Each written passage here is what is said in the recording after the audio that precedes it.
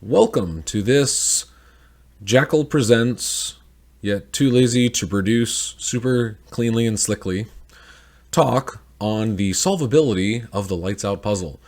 This is a talk that I delivered for a Washington and Jefferson, I believe it was the college, W&J conference back in my undergrad. So it would have been roughly 2015, maybe 2016, probably 2015. So it's been going on a decade here. I'm recording on a particular day in March of 2024. So hopefully this isn't too rusty, but let's dive right in. If I need to, I can go big screen. I have a whiteboard. I have a marker. I'm dangerous and I'm not afraid to use them. So let's begin. So what is the Lights Out puzzle? It is a one-player game played on a rectangular, remember, squares are also rectangles, lattice or grid of lamps. These lamps are initially given an arbitrary on and off state throughout the grid, with the player's goal to win the game being to turn every single lamp off. Now, this can be very difficult to determine a solution for arbitrary configuration of on and off lamps. So instead of guessing, I'm going to use linear algebra to analyze this puzzle game and see if there is a methodical, algorithmic way to determine if there's a solution, and then if there is a solution, what that exact solution is. So first I'll discuss the rules of the game, so everyone's clear as to what game we're playing. I'll then break down my mathematical model of how I analyze the game. I will then discuss the solvability of the game and some proven general cases for infinite arbitrary columns of the grid based on a fixed number of rows. Remember which button. So the game will be played on an M by N game grid, such that there are M rows and N columns. So in the specific example here, M would be equal to 4, since there are 4 rows. N would be equal to 5, because there are 5 columns. Each cell or grid of the game board has a lamp. These lamps can either be on or off. A player can touch or press any cell or lamp of the game, but in doing so, you're going to force a binary switch or flip the state of the game. Apparently, some prior icons are not readable in this browser, so I believe that was meant to be an arrow. On would go to off, off goes to on. The trick being, you influence the neighbors. So by touching the center cell, I not only change the state of the cell that I touched, I influence all of its adjacent neighbors, up, down, left, and right. So the question becomes, given some, any arbitrary pattern of on and off lamps, how do I get to the all lamps are off state, and preferably as quickly as possible? So let's play the game. Let's say I touch first in this upper left cell, changing the state of 3 lamps. And now it's very easy to see that by pressing in the center, I will win the game. There is some specific research done on this specific problem called the all ones problem. Now this only considered square grids, so M by M, and it was proven by Klaus Suttner back in 1989 that given a state of all lamps on, given a square game grid, it is always possible to turn the lamps off. But that's no fun. What about a mixed pattern of lights on and off? What about rectangular, non-square game grids?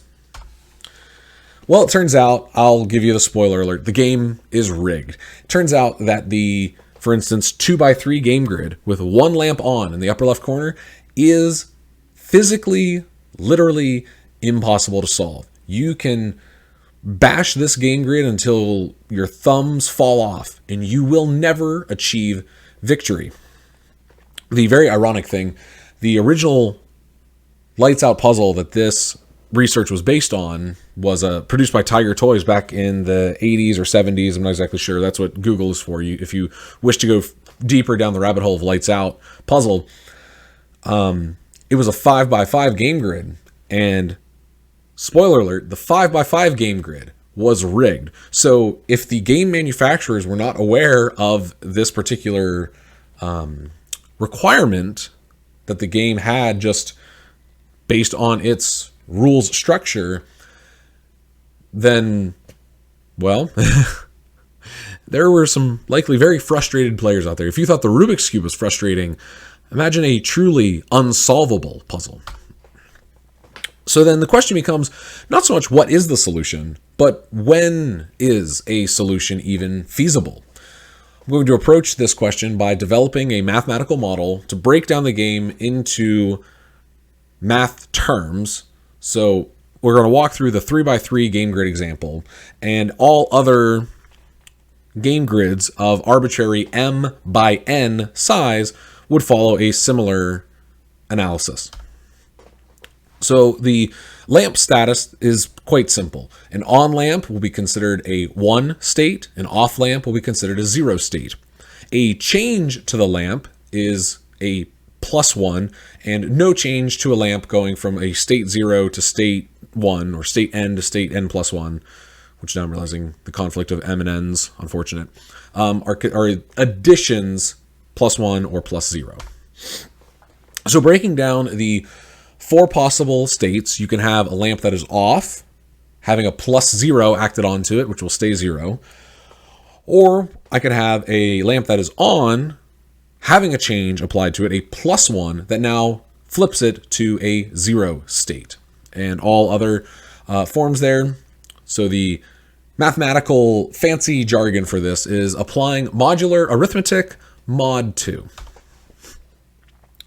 Now we need to consider a vector for the, like I said, we're examining the 3x3 grid. So the 9 cells, the 9 lamps of our grid, I want to convert those to a column vector, simply starting in the upper left cell, moving left to right, and then continuing down the rows consecutively like this. So creating a bijection from game grid to column vector as displayed.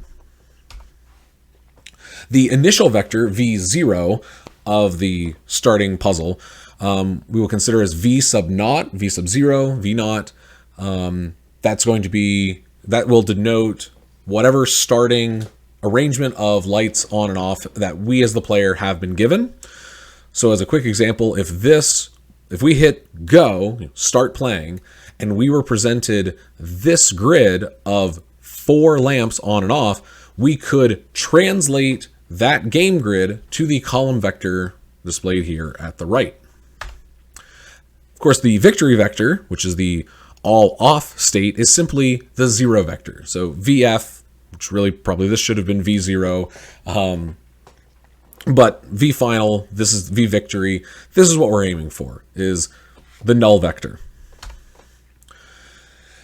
So each move, each touch that we can make to the game grid is going to have its VI, so there will be like a V1, V2, V3, that indicates the changes that are applied to which cells. So for V1, if I were to make a touch to this game cell, these 3 lamps would change. So V1 would denote a change in cell positions 1, 2, and 4. A move vector, or VT, indicates the sequence of moves that a player wishes to make. So any V sub t indicates that, so for this instance right here, if I wanted to make 5 touches, 5 game actions, 5 moves, I would indicate that with V sub t showing a 1 in positions 1, 3, 5, 6, and 7. We're now going to take all 9 possible game action move column vectors and compile them into one giant move matrix, A sub m. So this is literally just taking all 9 column vectors and arranging them from v sub 1 to v sub 9. And the reason that we are now compiling this matrix together is it, by definition, is a unique construction for any m by n grid. In fact, it can simplify down to the block matrix form that features the, oh boy, I believe these are m by m matrices, A, I, the identity matrix, or 0, the null matrix, the 0 matrix. It's a little easier to see for larger than 3 by 3, the pattern here on A, but it actually is it's a diagonal matrix that follows ones along the main diagonal, ones along the super and sub diagonal, and zeros in the triangles above and below the diagonals. A net change vector, v sub c, will be all of the net changes that result from a vt, or move, vector. So the changes going from this state on the left to this state on the right, you can see that nothing in the top row changed. The changes that occurred in the second row happened here and here. This lamp turned from off to on, this one from on to off, and then the one here remained the same. And then in the bottom, this lamp remained this. The only lamp that stayed the same was the one in the center. So we can calculate a net change vector. Okay.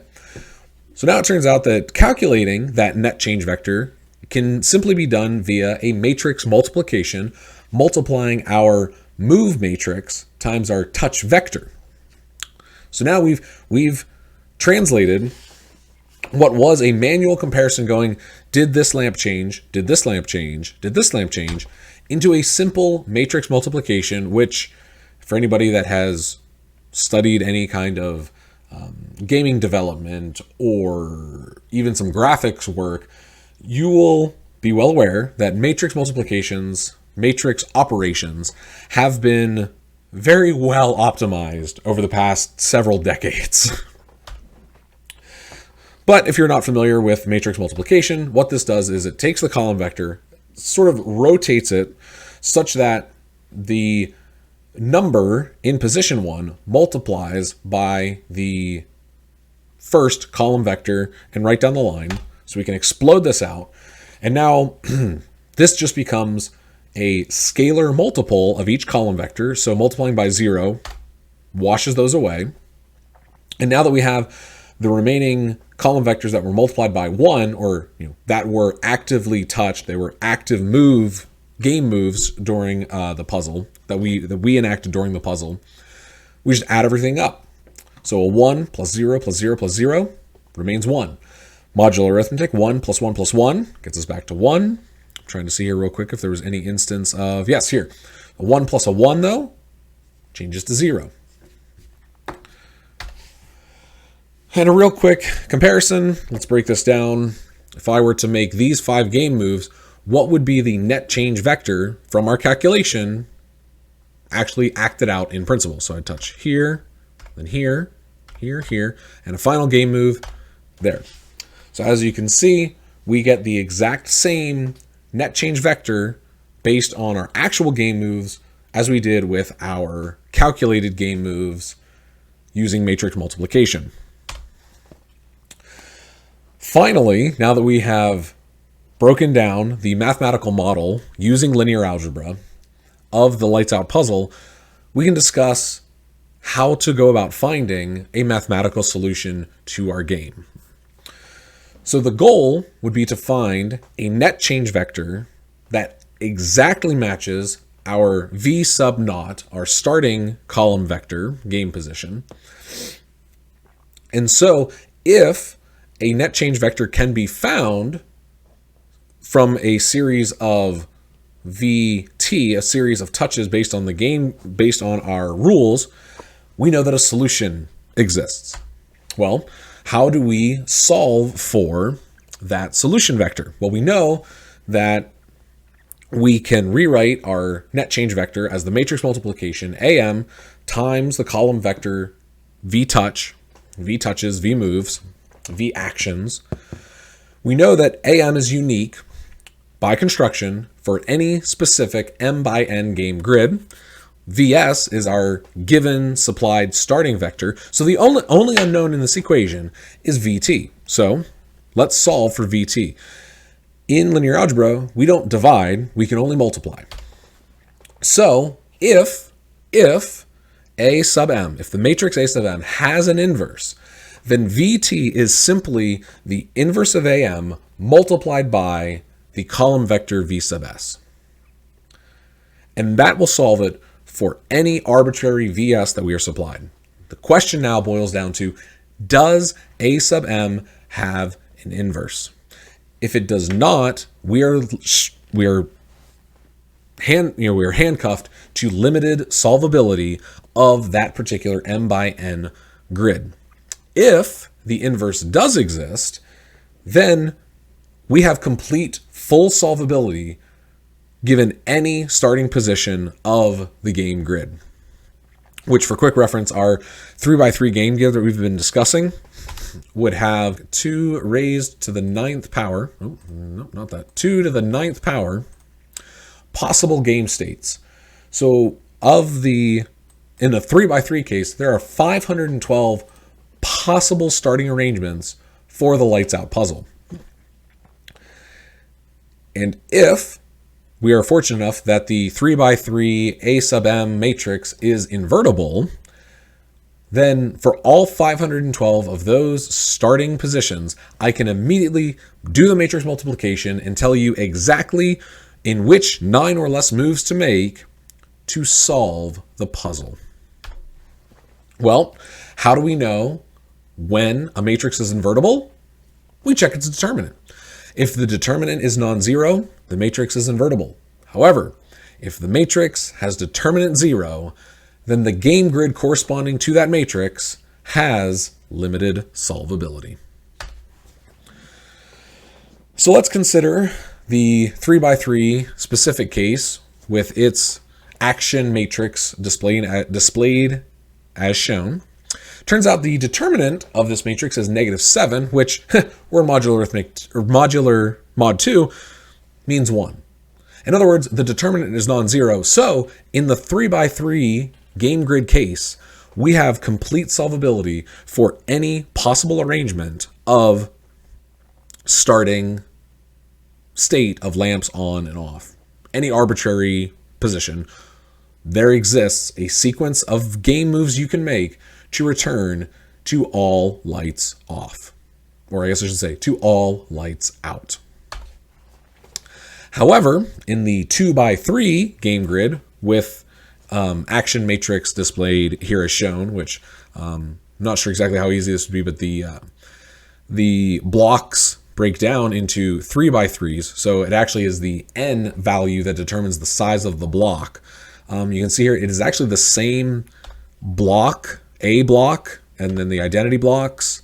The only thing is that with this you don't get the 0 block. And as a quick refresher, going back to what I'm talking about there with block matrices, there it is.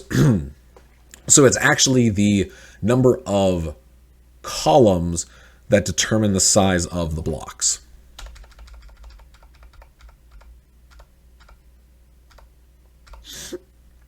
And because this particular matrix as a 2x3 has determinant of 0, we have limited solvability. So when presented with limited solvability, we want to know what are the limitations. So we row reduce AM with the identity matrix.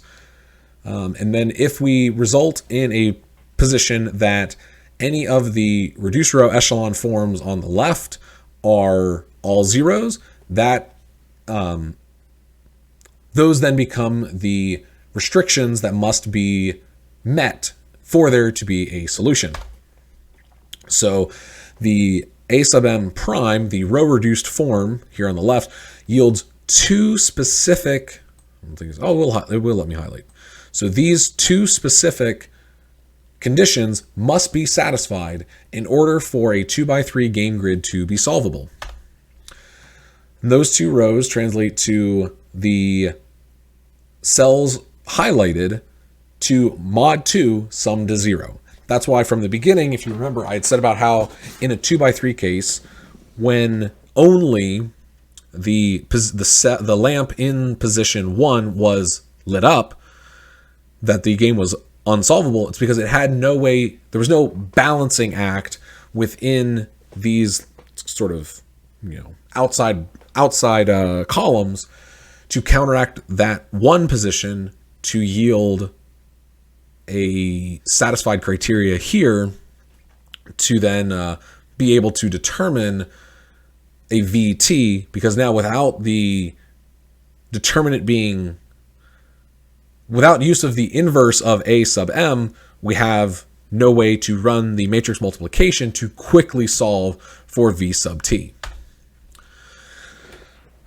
So now let's blow this out arbitrarily to a case of 2 rows but n columns, some unknown columns potentially out to infinity.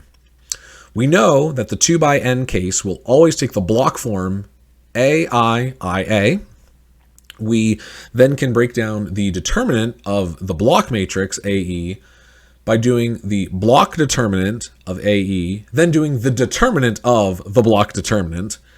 So the block determinant of AE would be a squared minus I, which we can rewrite as a plus I times a minus I. Well, in modular arithmetic, subtracting I is the same as adding I. So it's actually just the block determinant of AE is just the square of a plus I. And because we're in modular arithmetic, or no, not because of modular, because we only care about 0 or non-zero, for us, this mod 2 actually may as well just be a non-squared event, or you can look at this as now we're taking the determinant of a quantity squared, so we're squaring the determinant of what we're taking the determinant of, which all boils down to say we only have to consider the determinant of a plus I. So what does a plus I look like? Well, it turns out that it is a diagonal-ish matrix with zeros along the diagonal, ones along the super and subdiagonal, and that boils down to a recursive case looking at n minus 2. Because from here I believe what I did was we look at this column, we expand the determinant based on this position, which translates to this then, and because that would have a negative coefficient based on being in that position, but then we do it again, I think this time expanding off of the first row, not the first column, although that would actually make it so that the negative sign goes away. There actually probably still should be a negative sign here. Quite possibly. But regardless, under modular arithmetic, -1 equals 1, so doesn't actually matter. The main point here is that the determinant of the block matrix A plus I for size n is a recursive relationship looking 2 steps back.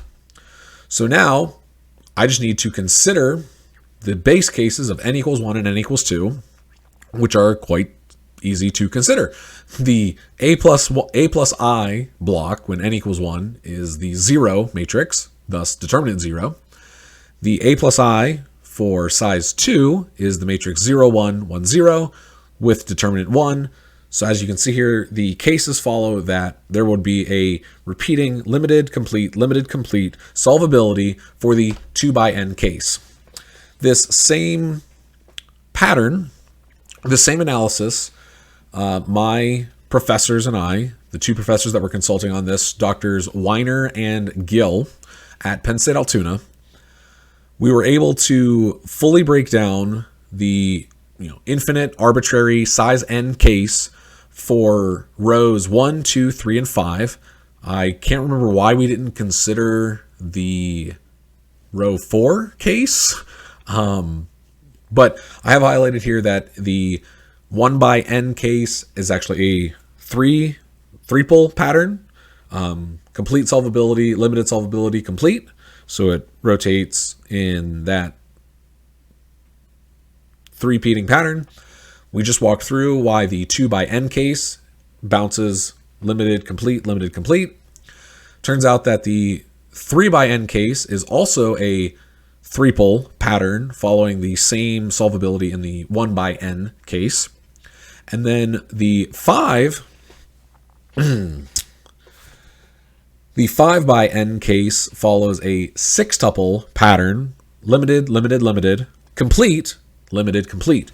So as you can see there, the 5 by 5 case, which was the game presented by Tiger Toys back in the 70s or 80s, would have had limited solvability for the players. So my only hope there was that the game manufacturers knew of this, but if they did this research, I did not uncover it back during my time of pursuing this breakdown. And then this talk was originally given in... It's actually really interesting there. I don't know whether I gave this talk in 2014 or 2015, because now I'm wondering why I made the statement there that 2015 was 5 mod 6. Because 2014, I think I actually gave this talk in 15. And if I real quickly here, 2015 divided by 6 would be, 5. So this is a true statement right here.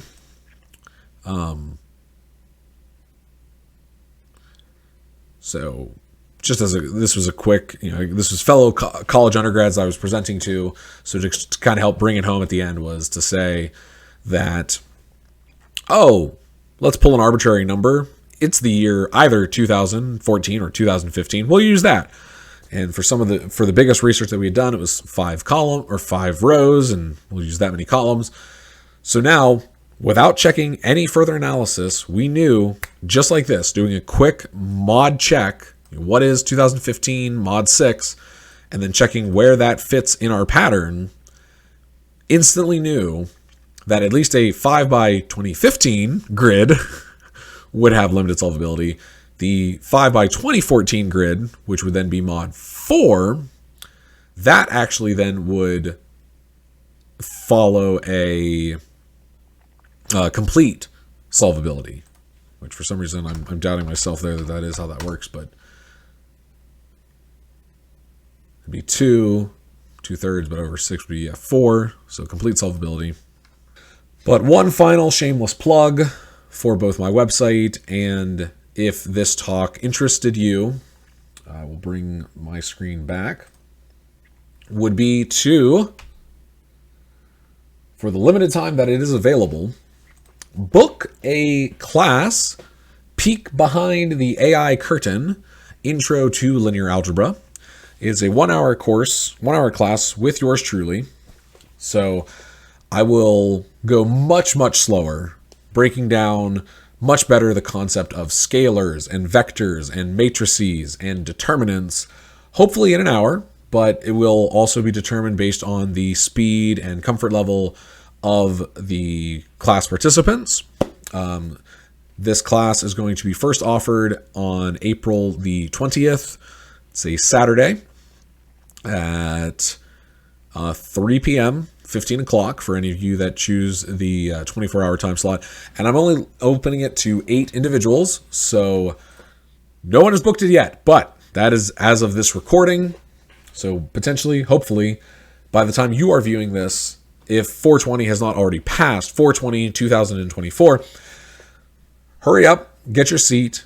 I understand that the price tag is rough. There are much better ways, I'm sure, to spend 1 hour of your precious, invaluable time than to listen to a guy like me prattle on about linear algebra. But if you are somebody that has an interest in math, if perhaps in the fall you are going to be taking a linear algebra course or a matrices course either in high school or college, this may be just the intro you need to help get your feet wet, get you comfortable for what lies ahead.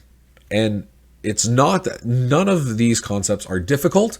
It's just a different way of thinking about the world. It's taking kind of like whatever it felt like learning trigonometry.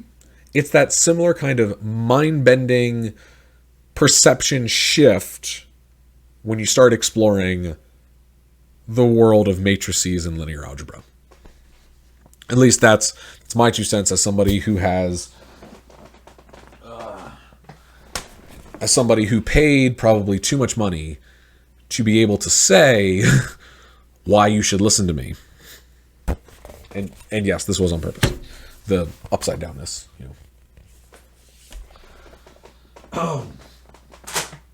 So hopefully you learned something from this. If you have further questions, drop them down there in the comments section. I read those comments. I'm still very much a small YouTube channel, at least at the date of this recording. I read every single comment. I reply to basically every single comment. I want to know what just confused you about the half an hour talk that you endured. I want to take those questions. I want to answer them. I want to do follow-up videos. But the only way that I can do that is with audience participation. But before you dive into my comment section, before you unleash, before you release to me the confusion and puzzled stares that you feel like you just got curb stomped with mathematics, go out there into this wild blue planet that we exist on and do something amazing already.